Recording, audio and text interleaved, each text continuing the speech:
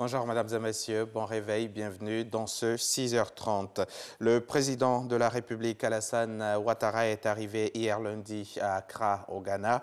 Hier lundi donc pour une visite de travail et d'amitié de 48 heures. Le chef de l'État a pris un bain de foule dans la ville d'Accra où le peuple ghanéen lui a réservé un accueil des plus chaleureux. C'est ce que nous dit notre reporter sur place, Viviane Haïm. Après 50 minutes de vol, l'avion présidentiel ivoirien a atterri sur le tarmac de Jubilee Lounge, le pavillon présidentiel de l'aéroport Kotoka International d'Accra. Le président de la République Alassane Ouattara a été accueilli par son homologue ghanéen Nana Akufo-Addo, ainsi que par des ministres et officiels ghanéens. Côté ivoirien, par l'ambassadeur de Côte d'Ivoire au Ghana, Ewi Koutoua Bernard, et le personnel de l'ambassade. Cette visite d'amitié et de travail du président de la République Alassane Ouattara à Accra au Ghana ce lundi 16 octobre intervient au lendemain de l'arrêt rendu par le tribunal international de La Haye sur le différend qui opposait le Ghana et la Côte d'Ivoire à propos de leurs frontières maritimes. Mais comme pour signifier que rien ne peut ébranler l'amitié et la fraternité entre leurs deux pays. Amitié et fraternité si patiemment entretenues par le président de la République Alassane Ouattara et les présidents Atta Mills, puis John Dramani Mahama et maintenant Nana Akufo-Addo. C'est une forte délégation ministérielle comprenant 10 ministres qui accompagnent le président de la République Alassane Ouattara dans cette visite.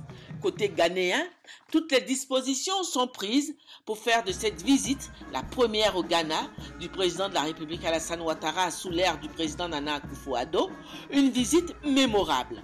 En effet, après l'exécution des hymnes nationaux ivoiriens et ghanéens et les honneurs militaires qui leur ont été rendus, les deux chefs d'État ont réaffirmé par une chaude poignée de main, échangée devant la presse dans le salon d'honneur, la solidité de leur amitié, avant de quitter l'aéroport pour un tour d'honneur dans la ville où des milliers de Ghanéens, avec en main le drapeau ivoirien, sur un parcours de plusieurs kilomètres, attendaient depuis plusieurs heures pour acclamer les deux chefs d'État.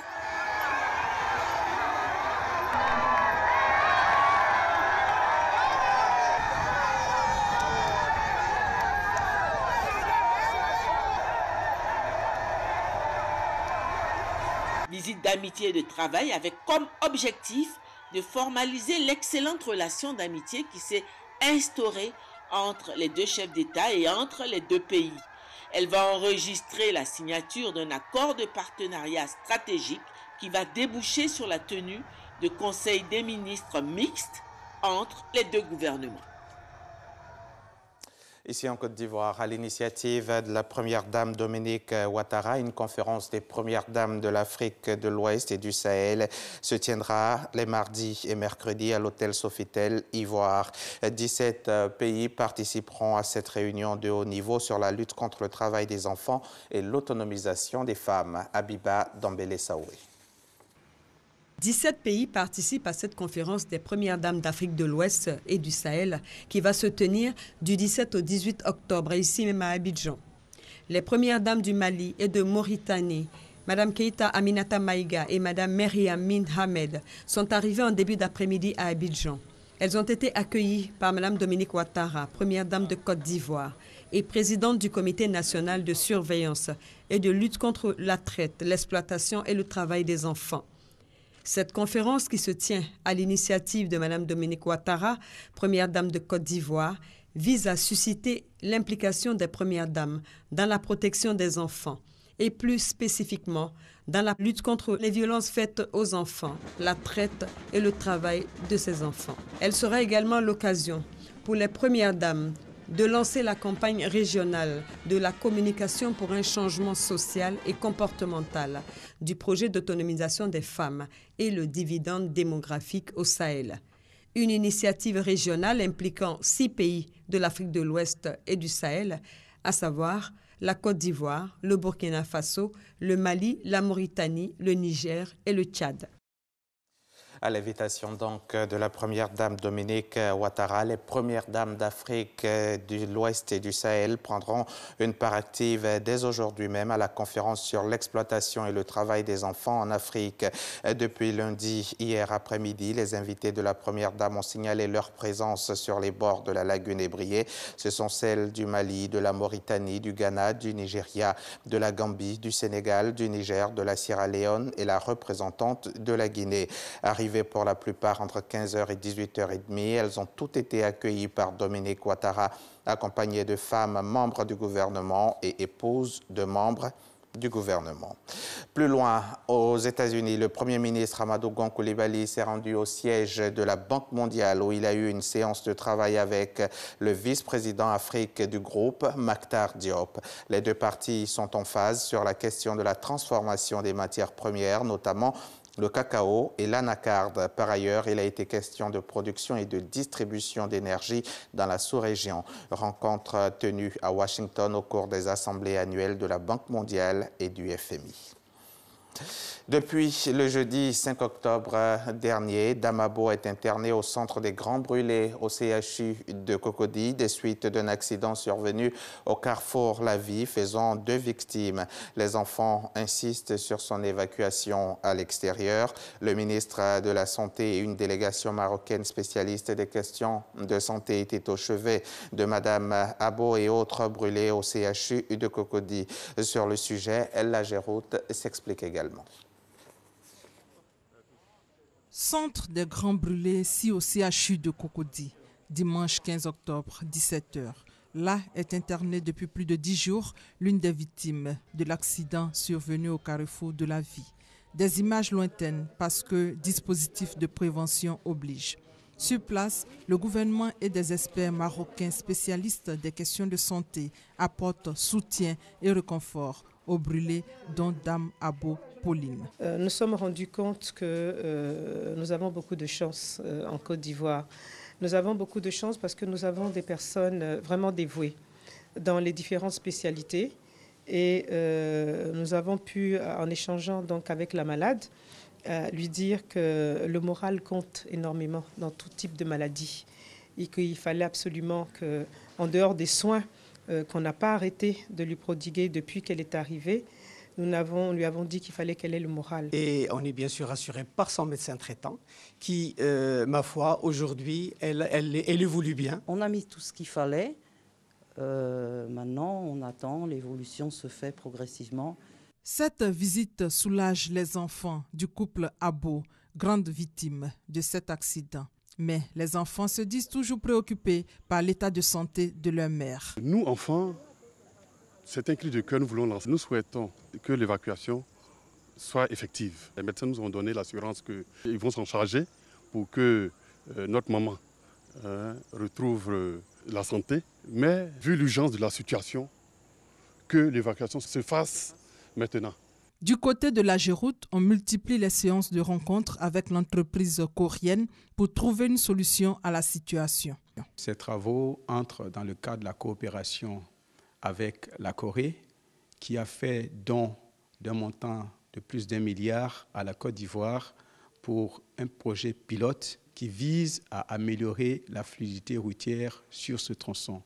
Et depuis que cet accident est survenu, nous avons tenu plusieurs séances de travail avec la coopération coréenne et avec l'entreprise pour d'abord envisager des mesures de renforcement de la sécurité routière pendant les travaux qui vont se faire désormais de nuit et pour envisager aussi l'aide que nous pouvons apporter à la famille donc des blessés. Nous nous sommes approchés de la famille et depuis quelques jours, la famille bénéficie de soutien. Je voudrais rassurer les membres de la famille que le ministre des Infrastructures économiques a donné instruction à la Géroute que cet appui soit continu jusqu'à ce que la situation s'améliore. Pour rappel, c'est le jeudi 5 octobre dernier qu'un camion benne contenant du goudron chaud s'est renversé sur un véhicule, faisant des victimes dont l'une brûlée par le goudron chaud a été conduite d'urgence au CHU de Cocody. Et hier lundi, la présidence a réagi en offrant une prise en charge pour les médicaments. Abidjan abrite depuis hier lundi la 34e Assemblée générale du Conseil des bureaux du système d'assurance carte brune de la CEDEAO, Communauté des États de l'Afrique de l'Ouest.